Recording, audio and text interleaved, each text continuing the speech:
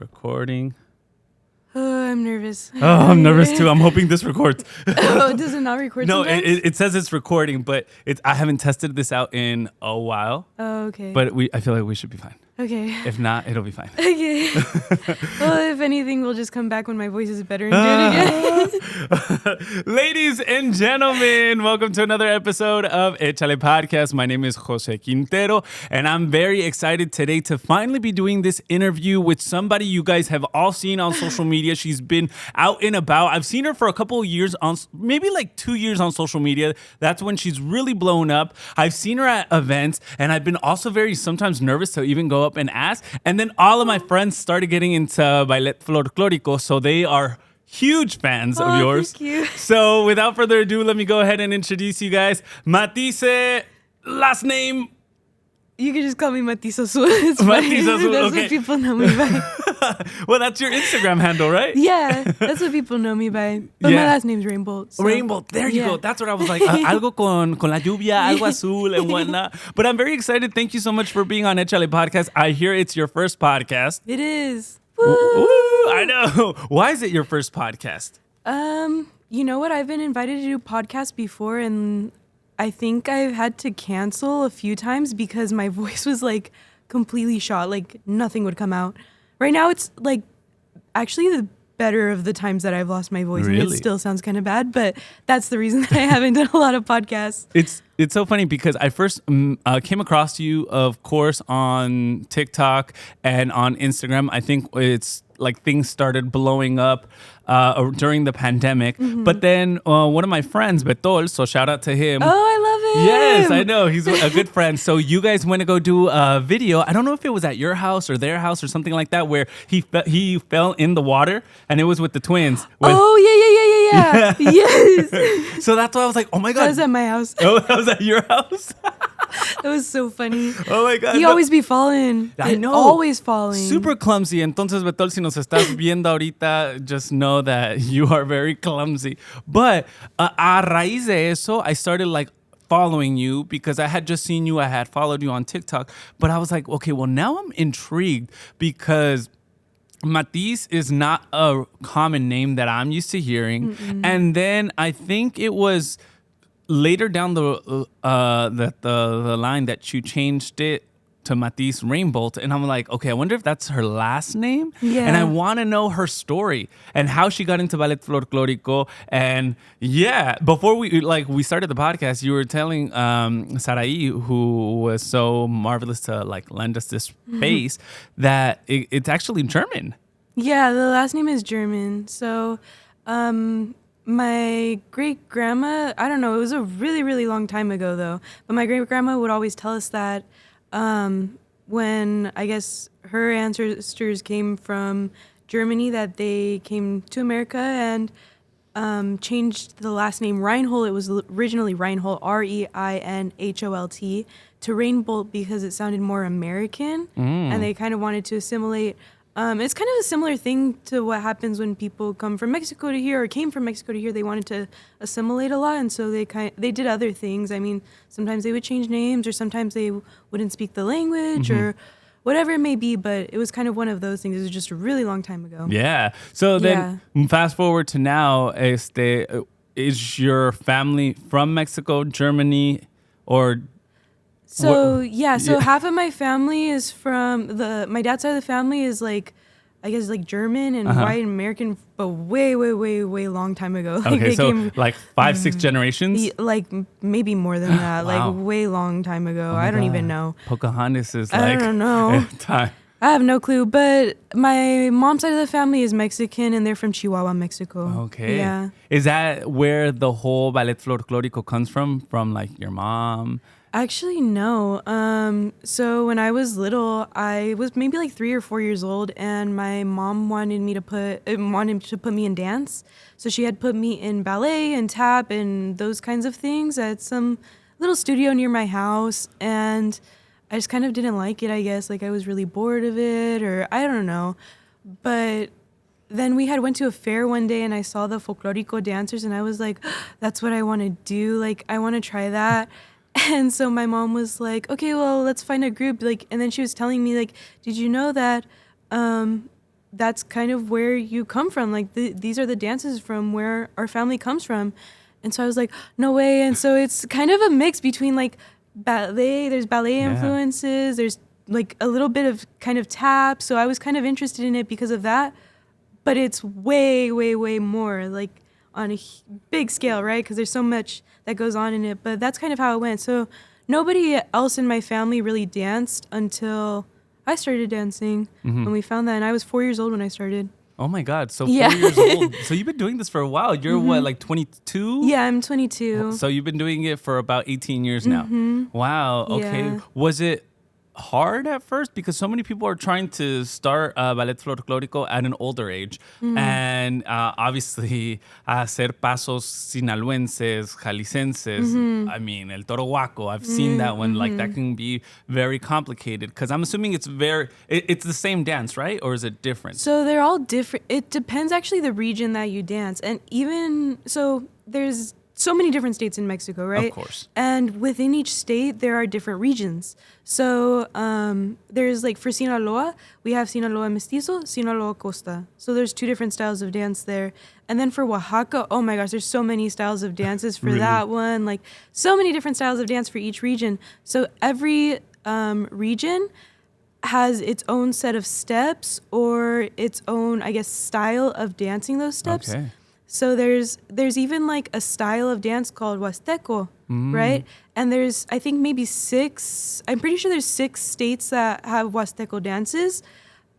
But even though most of them kind of share similar steps, they're all danced very differently. So some of them are danced really bouncy and some of them are danced very soft and quiet. So it just depends on what state it is. So I can literally be like, okay, I know El Toro Huaco from Jalisco because, well, I'm from Michoacán, but Toro Huaco from Jalisco. And if I've never met you, would there be would they intertwine? Or is it like, oh, we were taught different, they're 2 different dances?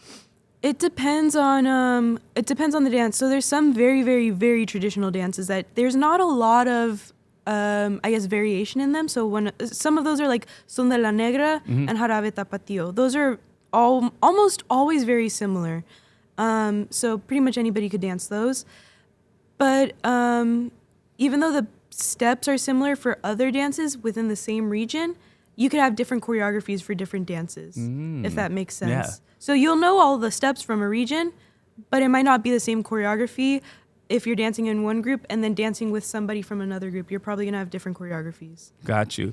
Let's take it back to your childhood. How was that growing up? Because did you grow up out here in the Inland Empire? Yeah, I've grown up in San Bernardino my whole life. Wow. Yeah. Okay, so how was that experience?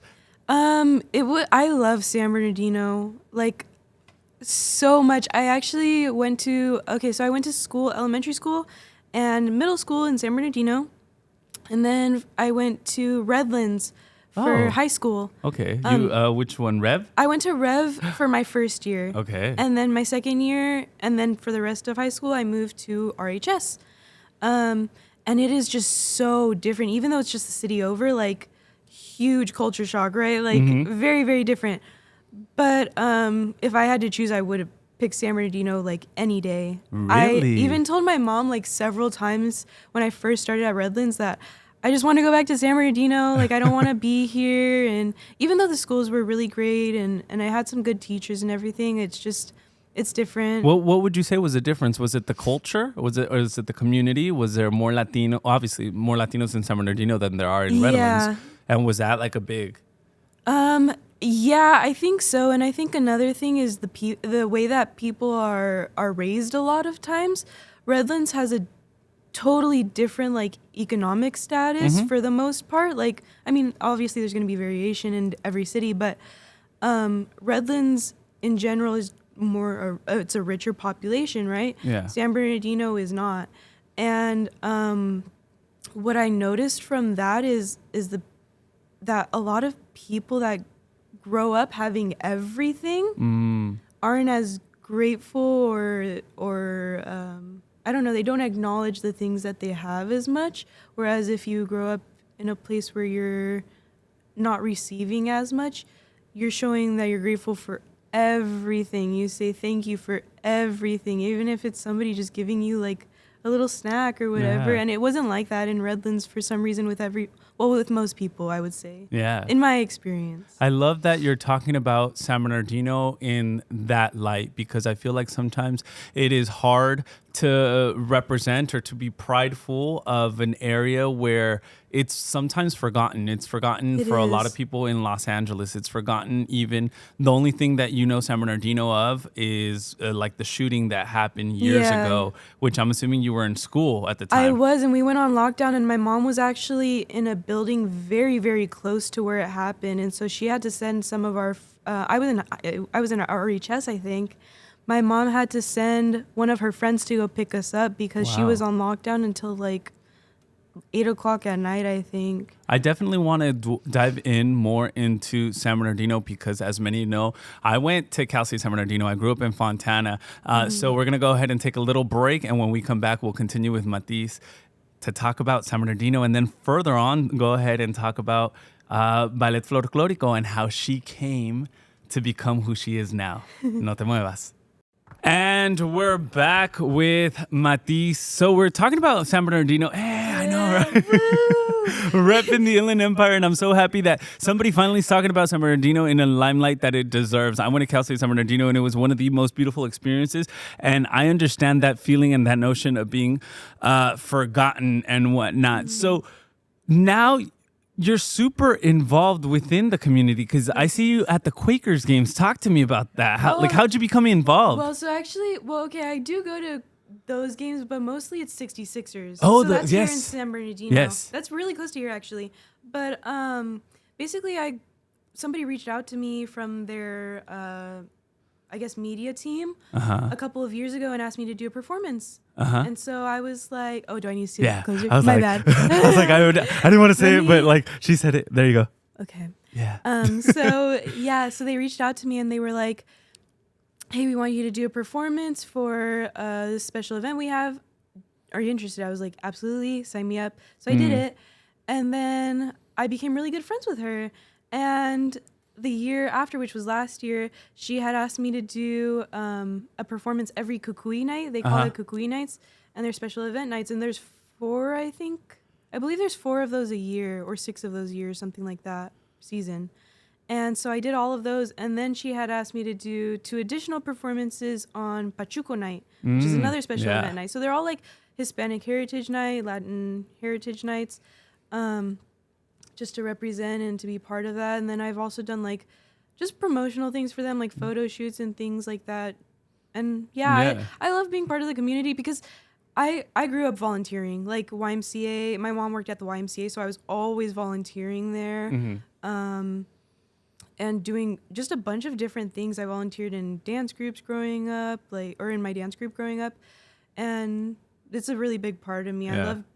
I love doing that stuff. And I think going back to what you said earlier, like San Bernardino kids or people in this area grow up with the notion of like, okay, being more appreciative. So the fact that you were volunteering for the community just kind of goes to show like, hey, I grew up in a community similar to the ones that I'm volunteering for, and I want to make a difference to within that community. Talk to me a little bit about the San Bernardino experience, because you said you loved it. You moved to Redlands. Was there bullying because you were from San Bernardino? Actually, yeah. And you know what? I have 3 siblings that they all go to school in Redlands. They're all younger than me. Okay. So you're the eldest? I'm the oldest. Yeah. Well, one of them went to she's at Cal State right now, San Bernardino, but she went to RHS. My little sister's at RHS right now, and they all went to like elementary and middle schools in Redlands.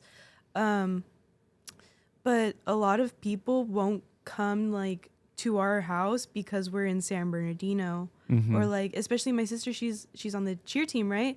And I guess like she's invited a lot of her friends over or whatever, and their parents, I guess, won't let them come over because we're in San Bernardino. And I've also heard a lot of things like, oh, San Bernardino, like, and It's not that bad, guys. It's not that bad. It's not like 1990, 2000s. Granted, when I was at Cal State San Bernardino, literally, you said 22, and I'm 32, so I'm 10 years older than you. No way. Yes, I know. Oh my God. You don't look like that. That's why I'm so surprised. Wow, okay, I love that reaction. I'm going to clip that. She's like, está viejo el güey. Oh my God, I have dog hair on my... Oh, that is so embarrassing. That is so you, though. That's the Sorry. type of content that you provide on social media. But yes, I am 10 years older than you. You're still shocked. That's crazy. I hope you guys are seeing this on YouTube because, her reaction is priceless. But yes, I give off a young energy because I work in radio. I work in radio, so that's what I do for a living, and I do Spanish radio. So English is not. Well, I would rather be doing this in Spanish. I'm sorry. Oh, no worries. I can speak both languages. That's the beauty and the duality of growing up in San Bernardino County. Most of us are Latino who can go both ways in languages. But 10 years ago when I was at Cal State San Bernardino, yes, it's going to be my 10 years since I graduated college. Can you believe that? Well, I graduated 4 years ago. I know, from college. From Cal State. Or no, not Cal State. Cal Baptist, my bad. Oh, I graduated wait. Cal Baptist. Wait, what the heck? All right, we're going to take a little pause there. Cal Baptist. At 18, you graduated from Cal Baptist? No, You said 4 years ago. You're about to hit 4 years? No, not 4 years ago. 4 years ago. Wait, what year are we in? We're 2024. Oh, then maybe. No, I don't know. Why did I think we were in 2022 right now? That's so embarrassing. So I graduated from high school 4 years ago. Yes. I graduated from college in 2021. Got you. Wow. So, Yeah. okay. 4 years ago, 2021. 2 years. Oh, yeah, 2 years ago. Mm-hmm. Okay, perfect. Okay. Wait, what year did you say we're in? We're in 2024. Wouldn't that be 3 years ago? Well, because you Wait. graduated in May, right? Yes. So then we're Okay. about to hit We're almost there. We're almost there. We're freaking confused as Okay. hell. But the point is, it's 2024. So, No, this is perfect. I promise I graduated, guys. Yeah. And I took math classes. Yes. Oh my God. Same. Did you have to take remedial? No. Okay. I was neither. really good at All math. right, cool. Same. Yeah. Yeah. I think it's like an older child syndrome, which we'll talk about right now. Or unless you feel like the eldest is not the smartest, or you get like hit with the mo. No, Okay. yeah. Okay, cool. You looked at me with a face of Oh, no, confusion. I was confused about which part you were talking about, but yes. Yes. Yeah. Like if we don't get straight A's, like it sucks. Yes. Right? Yes. How was that experience for you? Okay, well, I did get straight A's growing up. When I got my first B in college, I like had a breakdown. Me too. I was Anxiety attack all the way. Oh my God. And I still have like nightmares. I will wake up like crying sometimes or like because I get a B on a test in my dream or something. Okay. And I'm not even in school anymore. Like, or if I'm late to school in my dream, count Really? me out for Is the that day. because of your mom, like growing up and No, like, was she, I like, don't very know. hard? Or your parents? No. And you know what? She was always like, whenever she would drop me off at school, I was almost always late.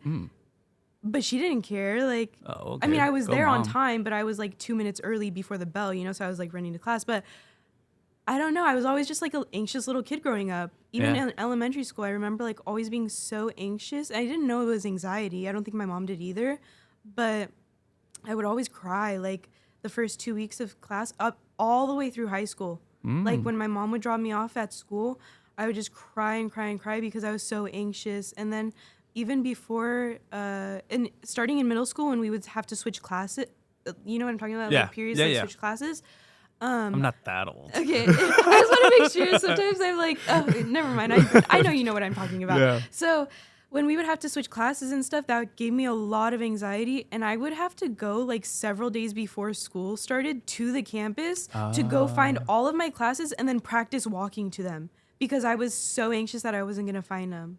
I feel like so many people did that. I'm like kind of shaking. My heart's kind of beating. I was just thinking about it. I'm like tearing up a little bit. Oh my God. Mental health awareness. It's important. You guys go to therapy. Yes. Okay, so we're gonna touch on all these little things because I feel like there's so much to unpack. But going back to San Bernardino, Yes, like okay, rewind. sorry. No. I'm telling you, I I'm do all that over too. the I'm a place. squirrel. Okay, Like if yes. you, yeah.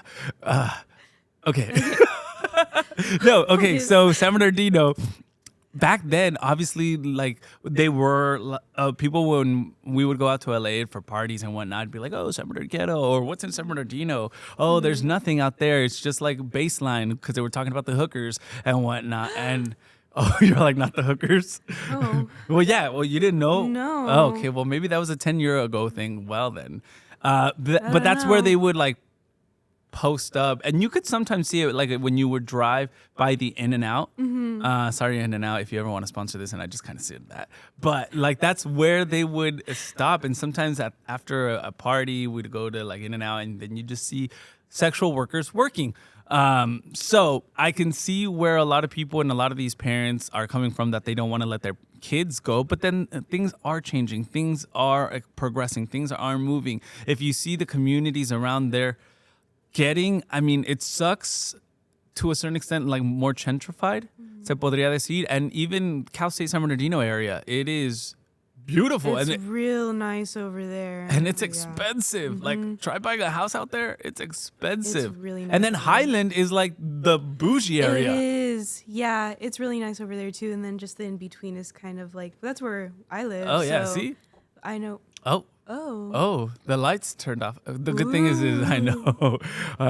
They're like, do not talk about San Bernardino. Saraí, se apagaron las luces. Nah. Yeah, I guess somebody has to be walking around here. But, okay, that is awesome that you're trying to change that narrative and always giving back to the community.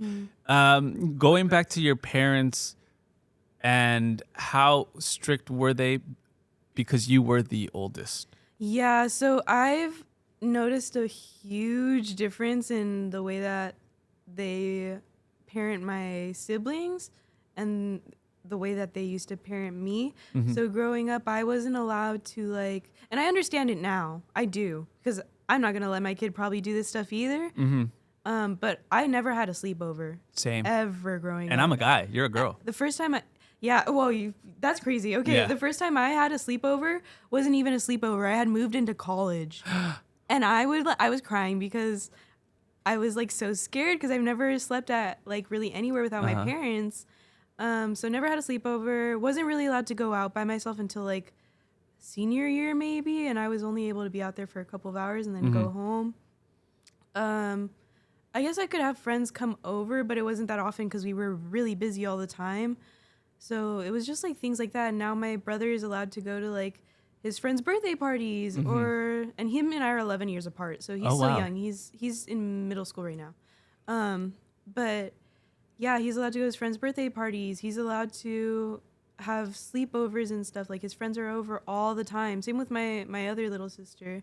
And so there's just like a huge difference. Do they say anything about like, hey, my friends don't want to come over here because it's San Bernardino ghetto, or do they like get all sad about it? And do they tell you about it? Yeah, my sister especially, like she's really tried to make an effort to invite her friends over, and she does have friends that come over a lot. She has a lot of friends. Oh, lucky. She's on the cheer team, so she has like all of those. Did you people. do any sports in high school? No, I was just doing dance. I mean, dance is still like, I did theater. So I did theater. Obviously, I think I can dance, but I probably can't dance. But I can fake it till I make it. That's why I do. That's exactly what you got to do. Exactly. So in terms of like friends and whatnot, it was like, all right. It was more in the arts versus the people who were in sports. They all were always going Yeah. out together. So I totally can relate to that because my brothers were in soccer and track and cross country. And I think the most that I ever did was cross country, maybe for like a semester in freshman year. And then after that, it was just like, no, maybe not for me type of stuff. And now I love running. I wish I would have stayed with it. But yeah, I think it was the older kid syndrome that my parents never let me sleep over. I couldn't have any bees because then I would get an ass whooping by my parents. Like it was always me having to translate everything to my parents. Like I don't know if you had that same experience. No, my parents actually don't speak Spanish. Oh, they don't speak Neither of Spanish. them. Wow, do you? Yeah, I do. Yeah. I do. What? Yeah, I learned it in school, and that was one of my majors in college. Wow. Okay, Yeah. so both of them don't speak Spanish, yet you can hold a conversation. Were you in a dual immersion school? No. No. I started learning in middle school. On your own, or? I took a class. They had Spanish classes in my middle school, and then I just kept taking classes through high school, and then I had already become fluent by high school, and it was really easy for me to pick it up because I'd heard it my whole life dancing, and learning from teachers that speak Spanish and all of that stuff. And the generation that I don't know before, I guess, Yeah. the older generation of my parents, AKA me. I'm a whole generation ahead of you. they all speak Spanish. So my Okay. grandparents speak Spanish, my great grandparents speak Spanish, and all of their like. How is that dynamic? Because you can communicate with your grandparents in Spanish, yet your mom and your dad can't. No, they can't. But my grandparents speak English. And my great grandma, she's starting to forget kind of her English, I think. But, I mean, she still speaks. What about it, your so- siblings? So the older younger sister, her name is Isabella. She The cheerleader. no, Okay. that's Sophia. Oh, okay. That's the younger sister. And then the younger brother is the like littlest. Okay. So Isabella, she speaks Spanish. She understands it more than she speaks it, but she can like say like words and try to speak it. For the most part, she's okay with it. Sophia, she tried a Spanish class, and she She's wasn't nope. able to pick up anything. And then my brother, we call him brother. He, I love that. he doesn't speak anything either. Wow. Yeah. But my boyfriend, he speaks only Spanish. Really? Is he Yeah. straight up from Mexico? He's from El Salvador. Oh, okay. But look Hold at on, you.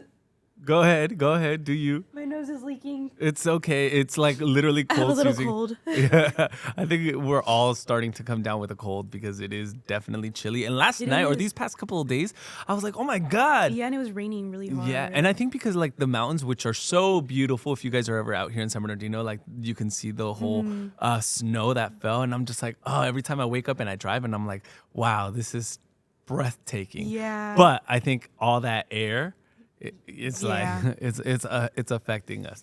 Dang, are your parents like jealous? Are they jelly? That I can speak Spanish? Yeah. Um, Or do you sometimes like talk to somebody else in Spanish just because you're like, haha? I don't think they're jealous about it, but they definitely want to learn. Or well, my mom has tried to learn. My dad Okay. actually, even though he's not like Hispanic or Latino at all, he speaks more Spanish than my mom does. Oh, really? Interesting. Yeah, my mom tried to. She's taken so many classes and she's tried to pick it up, but she just can't do it. Yeah, and my grandma didn't teach her growing up or anything like that. I find that so interesting that you said that your mom, because your mom's the Hispanic side, Yeah. right? Like from Chihuahua, that she placed you in Ballet Folklórico, even though she wasn't really around. I don't want to say she wasn't around the culture, but she wasn't around the language, which is huge, especially when you want to take a 4-year-old daughter to Ballet Folklórico, where probably most of the instructors speak Spanish, especially Actually, 18 years ago. So most of the instructors that I grew up with, the classes were taught in English. What? Yeah, it's Okay, really plot crazy. twist. But every other class that I've taken, every other group that I've been in, most people speak Spanish. So it was just that group, and I think it's because it was like here, in the Inland Empire. But all of the other classes and workshops that I've taken have been in LA or in New Mexico or Arizona, and it's almost always in Spanish. Got you. Oh my God. Well, that's awesome. Ballet Folklórico 2020, you started posting on TikTok. When did your first video blow up? It was You were still in high school, huh? no, I was in college. Oh, it was in college? It was when the pandemic happened, so I was in my second year of college, I think. Oh, so you had already had a whole full year of regular Yeah. college, so actually going. Yeah. So you didn't have to experience the whole, like so many people went to college not knowing what that felt like the first 2 years experience. Oh yeah, I had already had the first year experience, and I had a semester that I lived on campus, and before the semester ended, I moved out. I was Okay. like, I'm not being here. Sorry. Like a week before the finals, I moved out because I was like, I can't. I need to be home. So I had the commuter experience, I had the on-campus experience, I had the COVID experience, and then we did have a graduation. Actually, we were the first graduation back, but Wow. everybody had to wear masks. It was outside and everything. So Yeah. yeah. But the first video that blew up, you Oh, were yeah, still sorry, I in. forgot. No, you're fine. That's why you I have was- me here to like round you back up. I was still in college, yeah. So it was the COVID era, and COVID had just started. I think I started posting in like, I think the end of April of 2020. And then my first video blew up maybe a month later or 2 months later. And it was a video of me doing zapateado, like a tutorial, I guess. But the video that went like super, super viral was a few months later, I think maybe in October-ish of that year. And it was me dancing to Un Poco Loco from Coco. Which now we sometimes see you at Disney. Yeah. You know? Yeah, that was not, I didn't go to Disney I didn't work at Disney this past year, but the year before, yes, I did. Yes, to do that parade for Coco. Yes, Coco, and then I did Viva Navidad, which is like the Christmas parade. Yes. That is awesome. Did you expect that? Like, or were you at first? I know so many people like are embarrassed, first of all, to like kind of show themselves on social media. You obviously have been loving Folklórico. You've been in your own little circle. I don't want to say circle, but your group of friends probably also like Folklórico. But then showcasing it to the world, was that something you were hesitant to post on social media?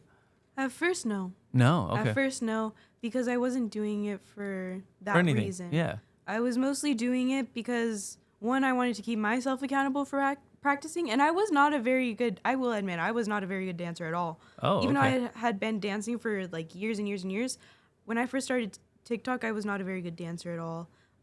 This is for my friend because she just started Baile Folklórico about 2 years ago, Oh. and she's gotten better. And so I'm like, look at her.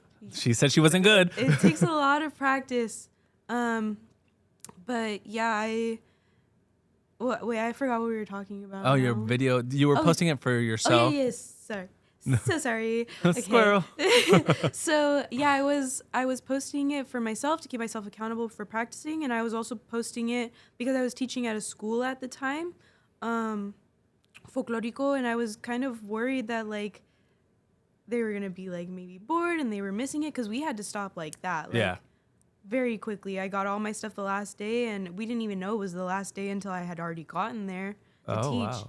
And so I got all my stuff and packed it up, and I went home, and I was like, wow, like, this is not good. And so Yeah. I was like, okay, well, maybe I'll just start posting stuff But to teach the kids, that's I'll what you were. teach it, yeah. Yeah. And so a lot of my stuff from the very beginning was just like step tutorials. If you go way, way back. And then, yeah, that's basically all it was. And then you started incorporating the vestimenta. The vestuarios, Yeah. So that came a little bit after because I did not have anything when I Really? first started TikTok. I would be, wow, I'm amazed because so many people would have imagined that those were stuff that you've had for years because you felt Yeah. so comfortable in that attire. Yeah, so I did grow up dancing in them, and I have pictures of me dancing in them. But how it worked in the group that I danced in was they had a vestuario bank, which is they will lend you the vestuarios, and then you give them back if you leave, or if you need to get a bigger size, then you give it back and you get a bigger size from them. So you don't have to buy anything, which is really good for here, especially. Yeah. Do you pay for it though? No. Wow. Not for the vestuarios. For shoes, mostly yes, unless they have shoes that didn't fit other kids anymore. And then usually they would put those in a big like tub. And if you needed new shoes, then you would go see if they had your size in there, so you didn't have to buy new shoes. I love the community, the Yeah. raza coming together to like help each other out. Yeah, exactly. So that's why I didn't have any of my own, because we had kind of just stopped there, and I didn't own anything anymore. But shortly after that, when I started TikTok and I realized like this is like what I love to do, I was like, I need to get my own. And so I started looking for like secondhand ones on like Poshmark and Mercari. How much are those dresses, by the way? Secondhand, it depends. Usually I think I would pay like $50 to $100 for them. That's not bad. But now I have a few different dressmakers that I go to that are in Mexico, and they make everything by hand, made to order, my size, my color, whatever I want for me. And it depends what the vestuario is, but usually it's maybe like $300 per vestuario, which And is they not ship it? bad. And they ship it, yeah. But they already have your measurements, or did you have to fly to Mexico to get all your I measurements? take my own measurements and I send it to Oh my them. God, that would cause me anxiety. I'd be like, I wonder if I got this right. Well, yeah. I mean, I've kind of known how to do it now. I guess growing up with it so long that people have to measure you all the time. So Yeah. I kind of knew how to do it already. But they already have I don't even have to send them measurements anymore. They already have it. And I've been dancing so much actually that I've lost like a lot of inches on my waist. So every month I'm like having to take in my dresses and stuff, but it's better that way because sometimes I'll like go up in inches a little bit, and so then I just take it out. So it's better for me to have them big because if I'm like going up and down in weight, then I could just take it in or take it out and take it in and take it out. So as the eldest in the family, you majored in Spanish, or it was one of your majors, you said, right? I have 2 majors, What was your other major? Psychology. Psychology. Do you work in the psychology field, or do you dedicate yourself 100% to TikTok, Instagram, social media? So, well, kind of neither, Wow. actually. Okay. So I don't do anything with psychology right now. I do use what I learned in the work that I do now, which is I do TikTok and Instagram and all of that stuff, but I have my own business now. And that What? business, Talk to me. I love talking about business. So it's actually really good. And I wanted to mention it when we were talking about community stuff, but and don't worry. Head. But Got it. It's called Step by Step Folklórico. Basically, what we do is we go to after school sites. Most of the time, it's after school sites at different programs in San Bernardino, in Ontario, whatever city it may be, and we teach folklorico to students there. So instead of having the students go to classes or a group, because a lot of students don't have that opportunity, especially here in San Bernardino. Yeah. Parents are working or it's too expensive or a lot of people can't do it, right? We bring it to them. So is it a nonprofit organization? It's or not is a it nonprofit, but students don't have to pay for anything. Okay, and then how do you make profit off of it? The districts pay for us to go to their programs. That is awesome. So Fontana Unified School District, San Bernardino School District, Redland School District, like please make sure to pay attention to this. Well, we actually do work in all of those school districts right now. Never mind. So right now we're in I think we're in Fontana, or we're starting in Fontana soon. Fontana, Harupa, Ontario, Montclair, Redlands, and San Bernardino. You came up with this idea, or is it? My dad and I both did. So it's both your guys' business. That is so smart that he was able to see. Well, hopefully I'm like that with my kids in the future. Like okay, you know what? She loves what she's doing, but let's see how we can monetize it for the community. And wow. And the thing is, like, I'd always taught at schools when I was, growing up and stuff. Even when I was in elementary school, I started my own club at my elementary school because we didn't have anything like that in schools. And now there's a lot of schools that do have clubs.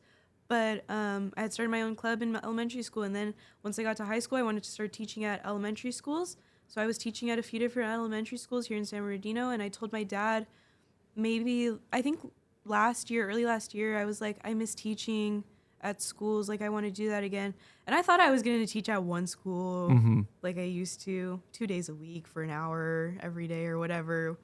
But we turned it into a whole business, and now we have a bunch of staff that go to all these different districts every day, and sometimes I'm teaching at 2 schools a day.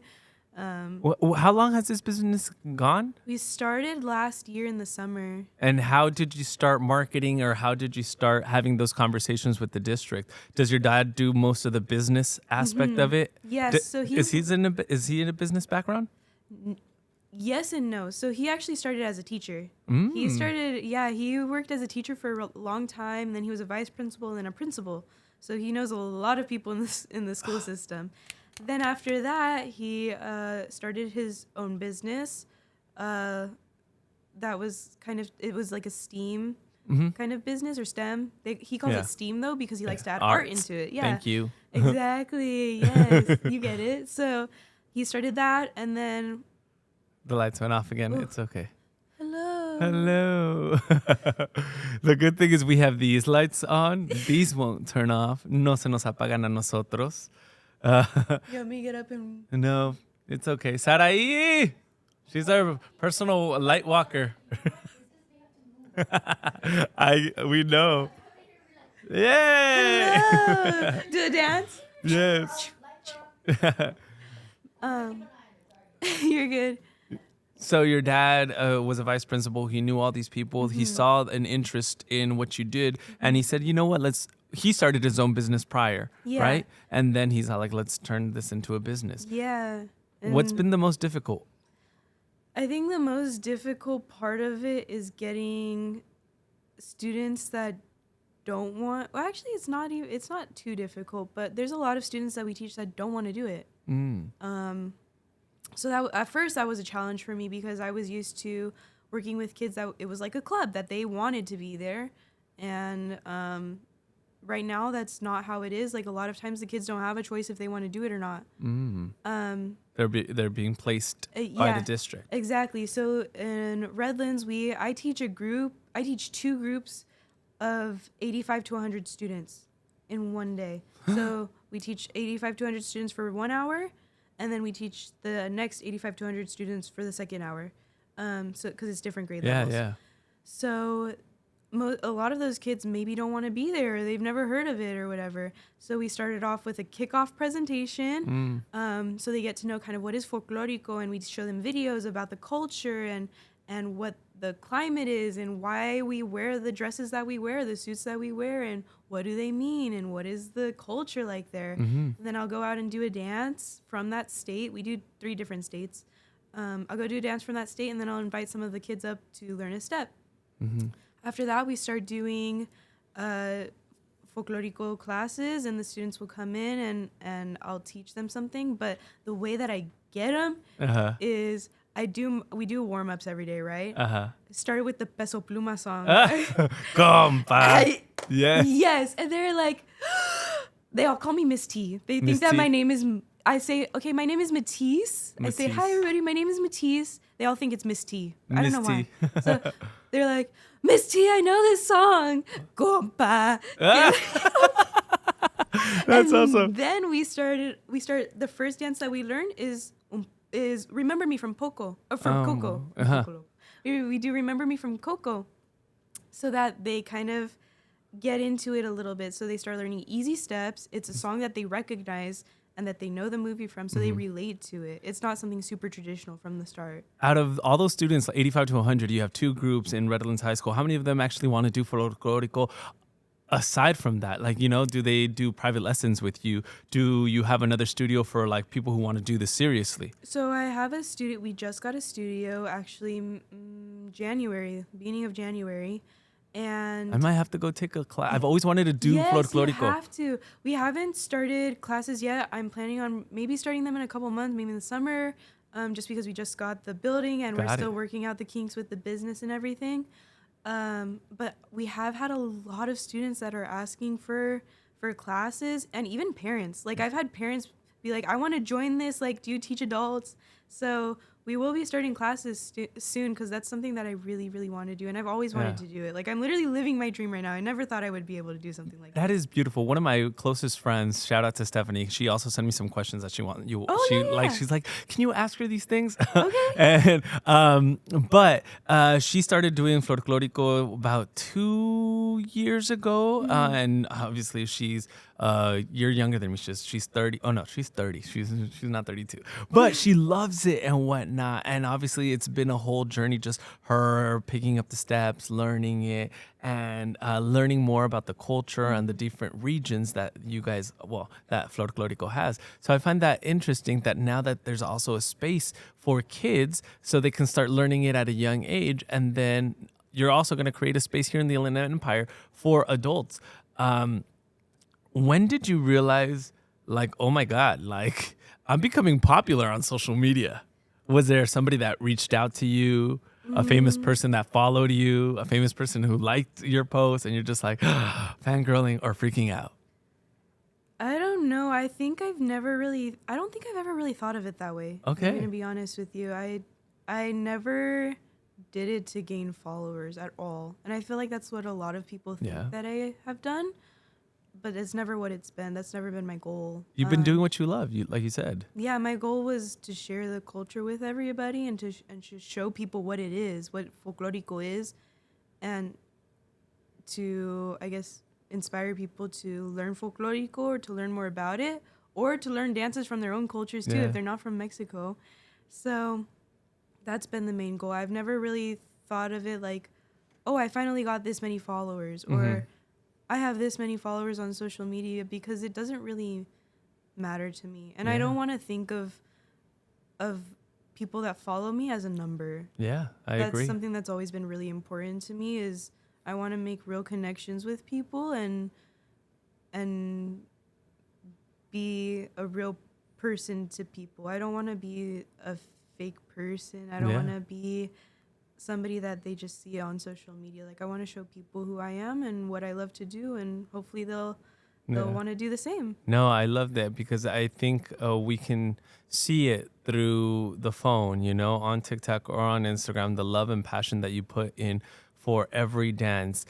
There's the beauty of social media that has allowed you to start a business or to make it a possibility. The dark side of social media, what has that been like on your end? So you know how I said that earlier that I wasn't at first afraid to post what I was posting?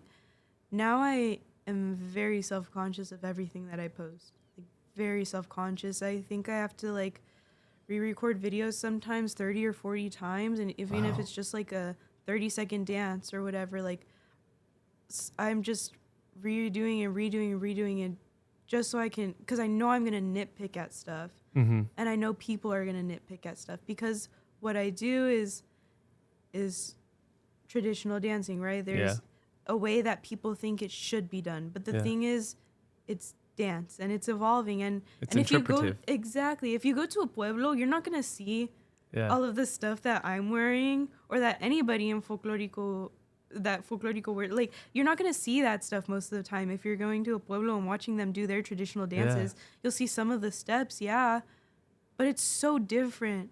And so there's a huge divide between traditional folklorico, which most of the time is still very different from what you'll see in a pueblo, right? And then stylized folklorico, which is a lot of like ballet and contemporary influences and a lot of sparkles and jewelry and all kinds of stuff, which I like to use with my dancing sometimes.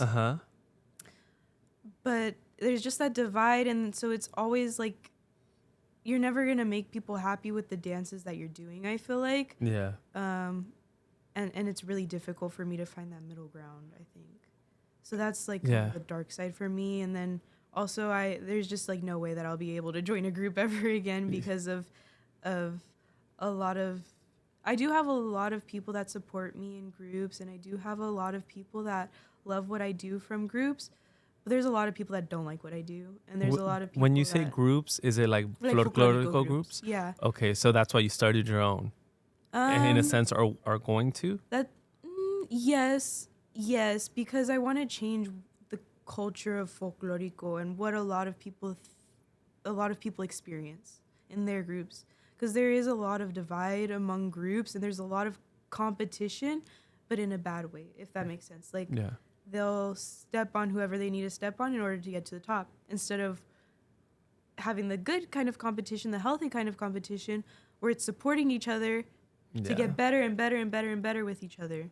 I used to hear it from my friend who's in a folklorico group. Well, she just switched over, that the main head of the folklorico would sometimes treat the kids so, like, scream at them like if they were nothing. And so I'm assuming that's the culture that you're also kind of referring to, where it's sort of like, okay, I'm running this business. I don't care how I'm treating others. Whoever is in charge, of course. It doesn't have to be the owner. It could be me, be the instructor. It could be just a random person that works there. And it's just that culture that we probably don't see. And you think, wow, they're expressing their culture through dance, and I'm pretty sure they get along and everybody is so great. But I guess it's just like any other business or any other work environment, that sometimes it can be very toxic. And the toll that takes on a child or on a person, on their mental health, it can be very draining. So I applaud you for being able to do this for the past 18 years. Thank you. So, okay, well, we already answered this. She's like, how did you start your folklorico journey? Well, you started at the age of 4. What's your favorite region to dance to? Favorite region to dance to? I know this is so basic, but I for sure will say Jalisco. Really? I know it's really basic, but I've learned, I didn't like dancing Jalisco, I guess, as much as I like dancing it now, a couple of years ago, because it's a lot of the same things. Like, if you're dancing to a son, it's like the same, it's 3 verses and they're all the same. So you do the same thing 3 times, right? But I've learned to choreograph dances to songs that aren't, I guess, very traditional to dance to, or songs that aren't the same thing, right? 3 times, or create choreographies that are really, really different or complicated. And that's why I love it. And then the response that you get from the crowd too is like, oh, Yes. love it. But I also like dancing Veracruz because that one has very difficult footwork, and I love Huastecos. So Yes. yeah. Damn, that's awesome. You know which one that I saw that was very familiar? I think it might have been Chihuahua, or that also looks very polkish. Yes, so that one's Chihuahua. Though I had posted a video of Chihuahua. There's a few different styles of polka from different states. So you were saying about polka. Yeah, so there's different regions that dance polkas, but one of the most common that I've seen, or that a lot of people see, is Chihuahua, and that's where my family's from. Woo. Hey. But yeah, I just recently actually started learning that, like this past year. Wow. And it seems like you're really good at it Oh, now. thank you. I literally saw you. There's another dancer that, a guy dancer that you were practicing with in the specific video. I don't know which one it is, but like you guys were trying to get the polkish rhythm, but even just the basic steps, I'm like, oh, maybe that's all muscle memory from years of dancing that you've already done. Yeah, now for me it's pretty easy for me to pick up steps and for me to pick up technique, although I'm still working on the technique for Chihuahua and kind of how to move my body and stuff, because it's pretty complicated when you're dancing with a partner, learning how to move your body when they're also controlling your body at the same time, since he's like kind of pushing me, and but yeah, it's almost always done with a partner, that style of polka, and it's pretty easy. Well, for me, it's pretty easy to pick up the steps because I've been dancing so long that it's easy to pick up steps. What's hard for me was remembering which order the combinations go in. Got it. Because it's like, I don't know. It was just that was really difficult for me, especially because I was learning such a hard dance as my first polka. Very difficult dance. Go big or go home. Yeah, it was a lot of different variations that I just like had the hardest time memorizing, and it took me, I think we were practicing that dance for 3 months. Oh my God, just for one performance? Just for one performance. Wow, okay. All right, any tips for those who are adults and just starting to dance? Yeah, definitely. Don't. I'm just kidding.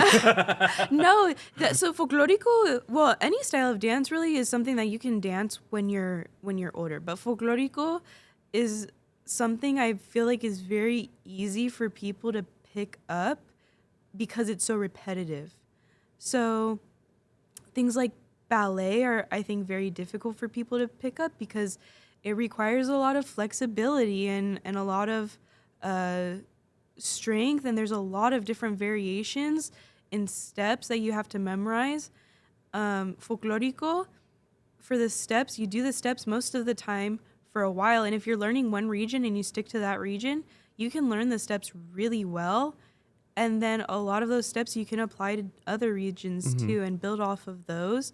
So because it's so repetitive, once you get like the basic ones down, it's pretty easy to go up from there. Although it is hard to start, don't get me wrong, because it's something very new for people, and it's hard to get the technique, and it's a lot on your knees and your ankles because you're stomping and you're using heels. And, my knees are shot, so yeah. But so then I probably have better knees than you. You probably do.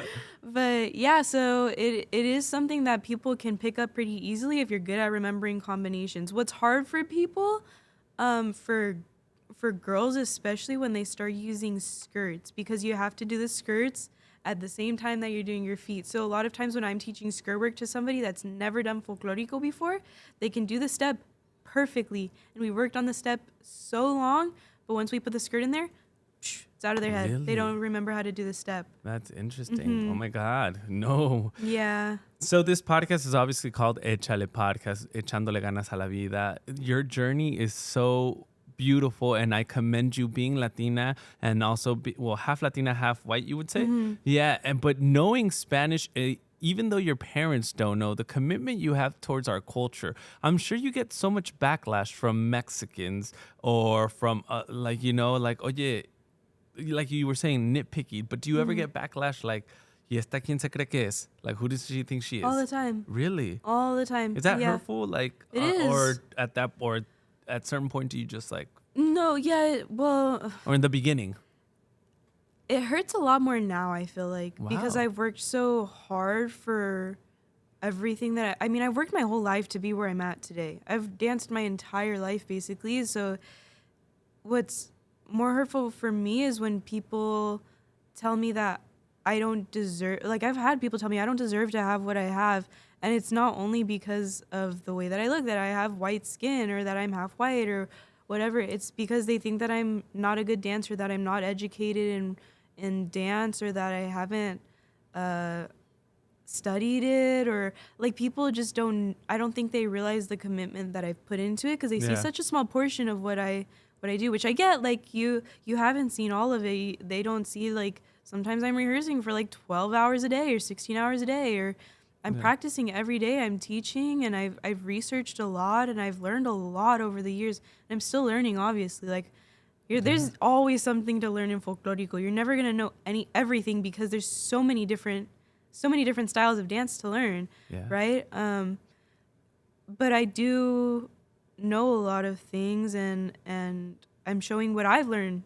Yeah. Specifically what I've learned, and if they've learned something different, then okay, so be it. But there's different things for different groups, and I think that's what hurts me the most, is when people assume that I don't know what I'm talking about, or that I'm uneducated in the subject, because they only see that little piece of it.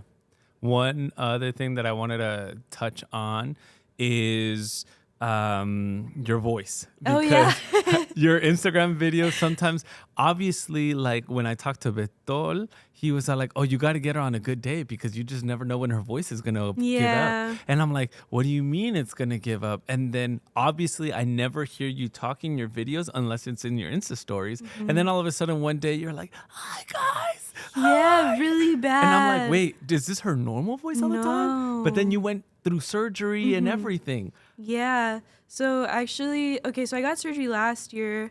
And is this something like desde chiquita, your whole life? No. Oh. It's really weird, because it started 2 years ago. So, well, actually, okay, I will say that I recently just thought about it, and I think it was starting in college. Because I would get home at the end of the day, and my voice would kind of be ronca a little bit, but it would be fine. Like, it wouldn't be gone all the way. It would kind of sound like a little bit like this, right? And then the next morning I wake up, it's fine. But then 2 years ago, I started losing my voice, and it would start like this. It would just kind of get deeper, I guess.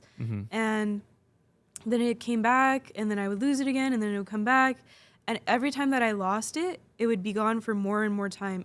And then when it would come back, it would be back for less and less time, if that makes sense. Yeah. But I was also sick a lot that year. I got tonsillitis maybe 8 or 9 times that year, and sinus infections. And I'm always sick, right? So whatever. Add it to the list. Yeah. But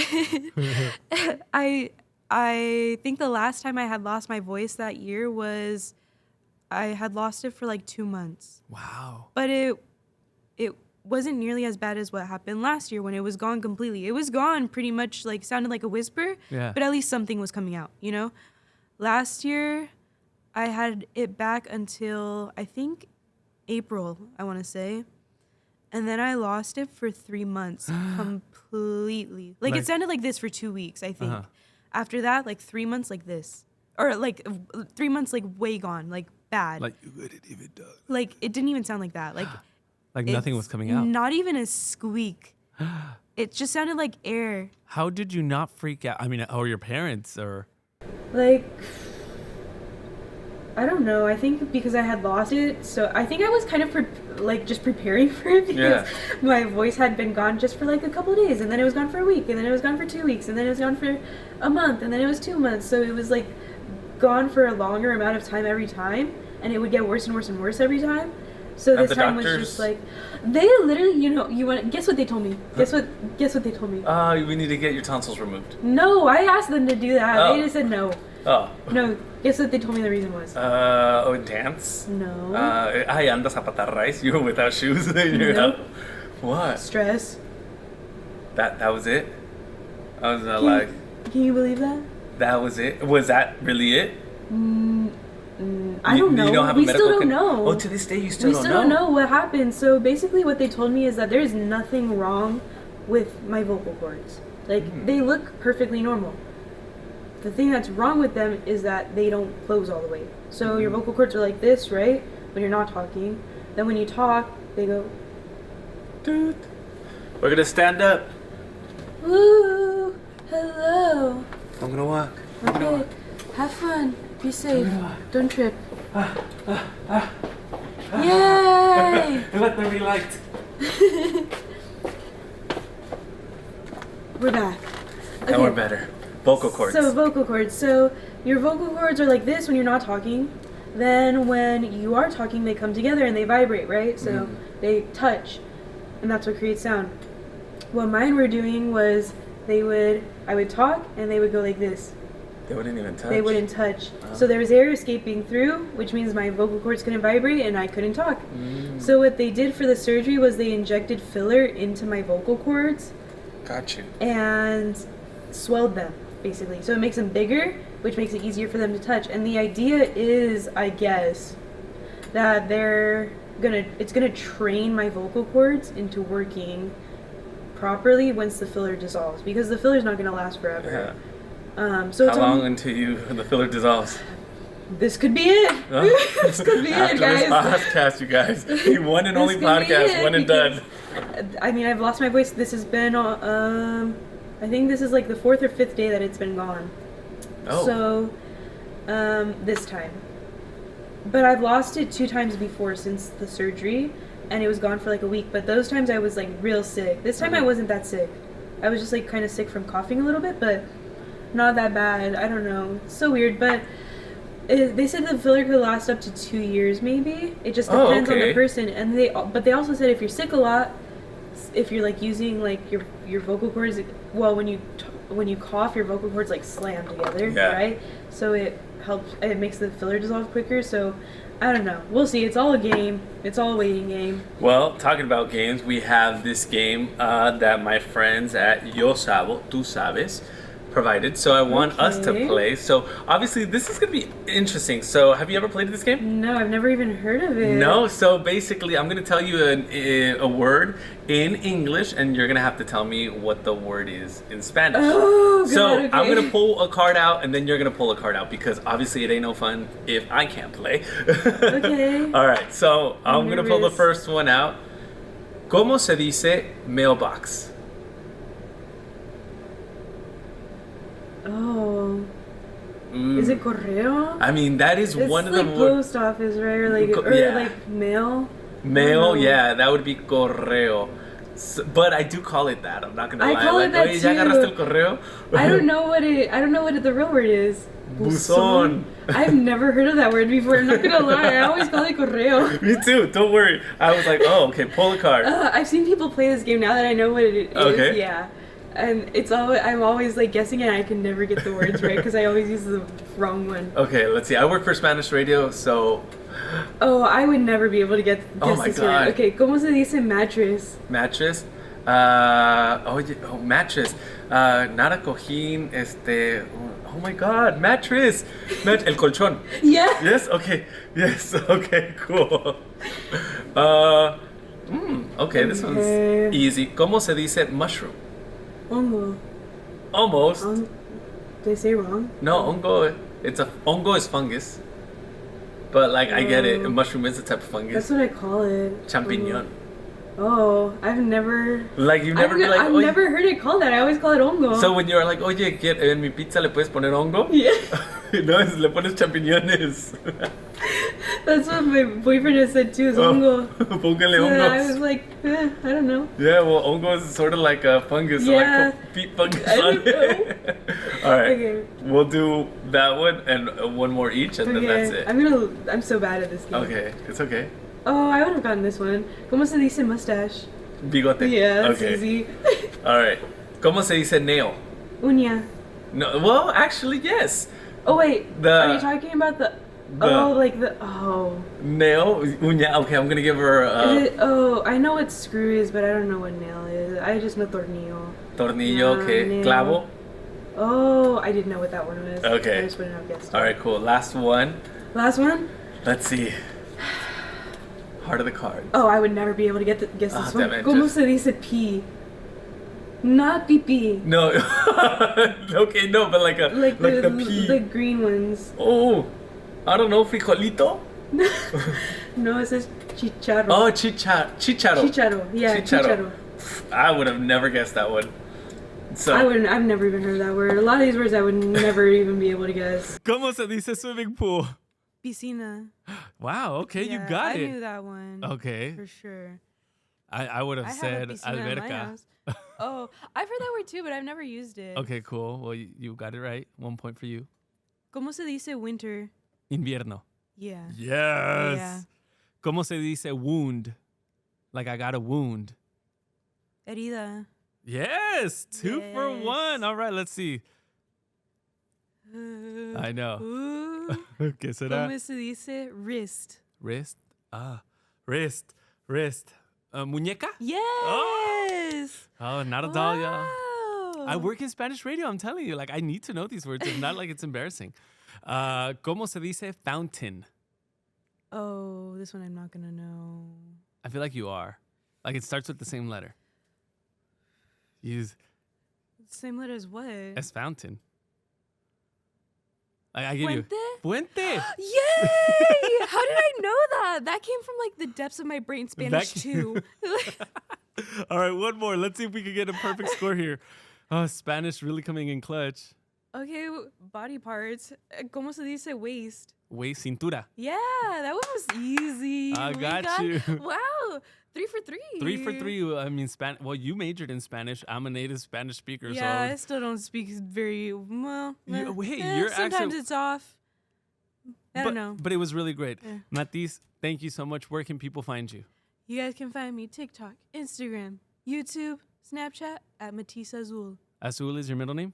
Azul is my middle name. Okay. Yep. I know one other Azul, but thank you so much for coming on Echale Thank podcast. you. I appreciate your time. Of course. Did you have fun? I had so much fun. Yes. You weren't way nervous? easier than I expected. Way easier. Suck at talking, but we're good. We made it. And we're here. Thank you. Till next time, Echale podcast.